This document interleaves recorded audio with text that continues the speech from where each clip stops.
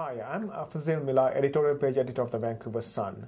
And today I'm joined by Harvey Enchin, one of our editorial board members as well as a columnist, to talk about universal values. Universal values, Harvey, whether it's kindness, whether it's compassion, whether it's honesty, is preached by all great religions of this world, including Buddhism. And the Dalai Lama says his religion is practicing compassion. We have a special edition of the Vancouver Sun on September 26th, this Saturday, which looks at the world through the eyes of the Dalai Lama, as it were, because he's guest editor. And I know that you have looked at some movies for this special edition, which are produced by Pixar, children's movies, whether it's The Incredibles or whether it's Cars, Wall-E, Nemo, amongst others, to look at whether they do in fact inculcate or teach universal values. So what are your impressions? Well, as you can imagine, after watching 36 hours of animated films, you begin to lose your grip on reality, which may not be a bad thing given the Buddhist philosophy. But I did find in these films, in the Pixar films, all of those things. You mentioned Wall-E. Here you've got a film where two robots have the kind of relationship that people are supposed to have.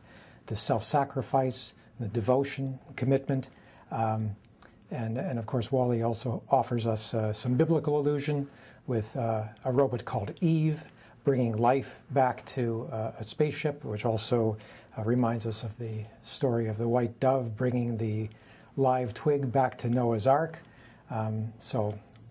We've got our biblical allusion. We've got a captain who is struggling with a computer that has been programmed to maintain human survival in space. The computer is saying, you have to do this to survive. The captain says, I don't want to survive, I want to live.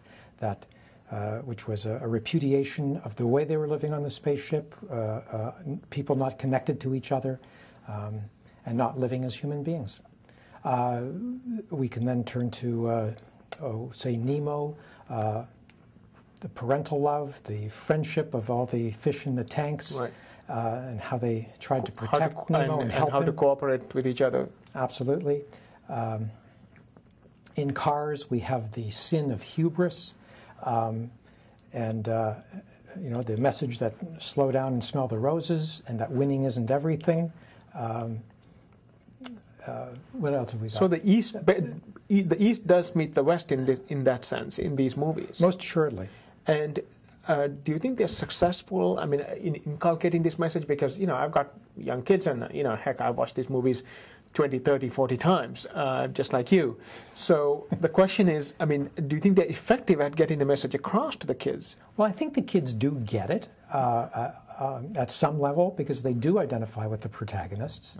And they do see a metamorphosis in some of these characters, particularly in things like Cars or in Nemo's dad. Yeah. They see this transformation where they then embrace these values if they didn't before. If you want to read, I certainly, you expound on this and go into detail on this on the September 26th edition of the Vancouver Sun.